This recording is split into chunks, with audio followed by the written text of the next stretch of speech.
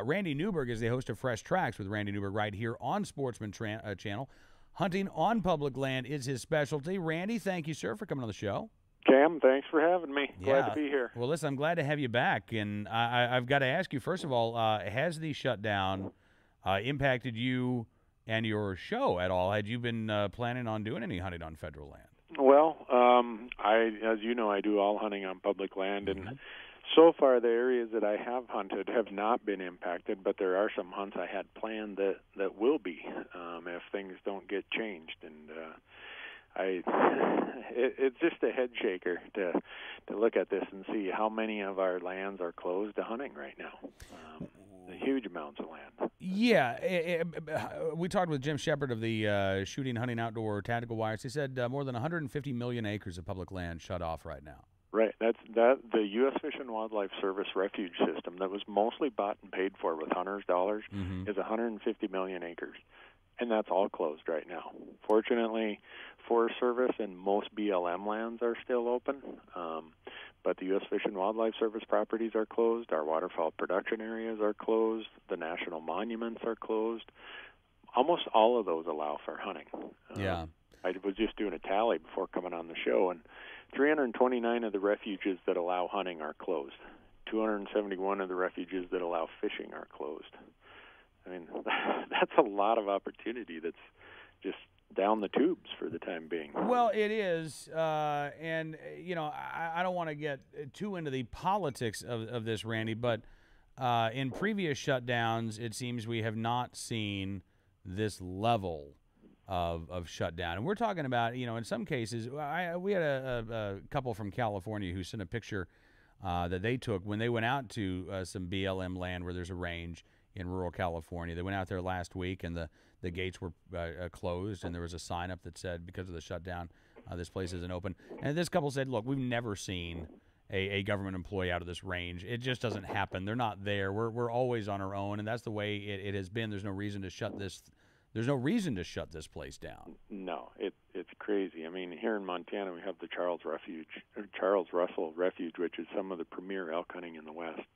And non-residents, it takes 8 to 10 years to draw this tag. And now they're told you're not allowed to hunt there. It's almost 1 million acres of public land.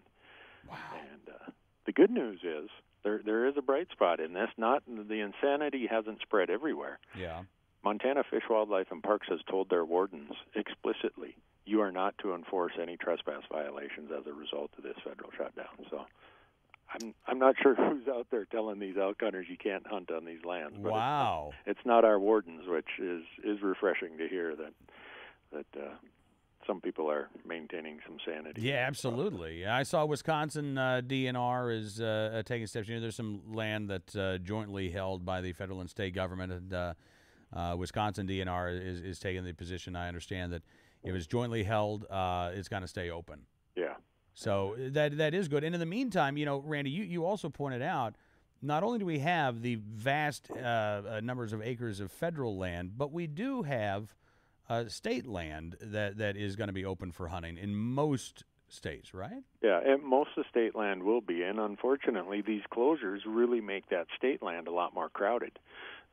Talked to some guys who were out waterfowl hunting last weekend, and they said, man, it's a lot more crowded than it normally is because you've got all of these refuges that are usually good waterfowl hunting. They're closed, so it cramps hunters into other places. And, you know, the other people who are heavily affected by this are the rural towns and those little businesses, those small businesses in those local areas. You know, for them, hunting season is a huge economic impact as part of their business cycle. It's, you know, I guess I'd call it like their second harvest season. And a lot of these people rely on that, and they're suffering also.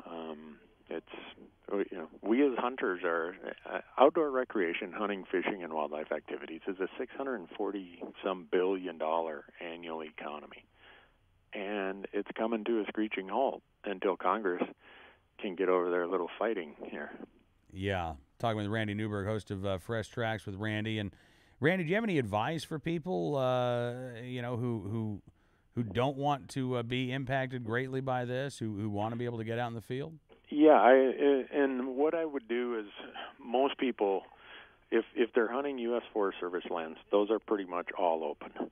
The BLM, most of those lands are open, but those shooting facilities on BLM are not. So if you're on Forest Service, you're probably good.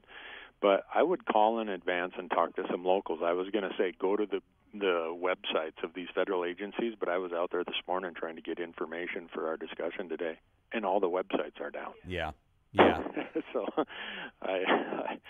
how do you help people in that instance? And I know a lot of the state agencies are doing their best to try and help hunters who are looking for places to go. I know Montana has told their people, hey, make sure you help anyone who needs a place to go. Point them in the right direction. And I know Arkansas, Louisiana, they've said the same thing. Their state agencies are going to do all they can to try to help people find a place to go. So. Well, listen, we're glad to hear that your immediate plans are not impacted by the shutdown, and you know what, Randy? Hopefully, by the time any of your trips would be impacted, we've got this shutdown in the rearview mirror. I hope so, Cam. It's a head scratcher to see supposedly adult people sent to Washington D.C. and between the three parties or the three, House, Senate, and the president, that they would let this happen. But. Well, I'm gonna let you in on a little secret, Randy. We don't tell too many people this, but a few years ago they actually replaced the Capitol building with a bouncy house. It just that I'm not sure if that's cause and effect, but it does seem like things have become a bit more childish in our nation's capital. Yeah, I think diapers and pacifiers need to be standard issue back there under this type of situation. Maybe Randy, you should just engage in some outreach and take congressmen out hunting and out into the field so they can experience the real world. I think that's a good idea, Cam. Maybe I'll shoot some emails this afternoon and ask anyone if they want to go hunting. There you go. How many takers do you think I'll get? You'd be surprised, actually. I bet you'd find quite a few who would not pass up that chance. I hope so. All right.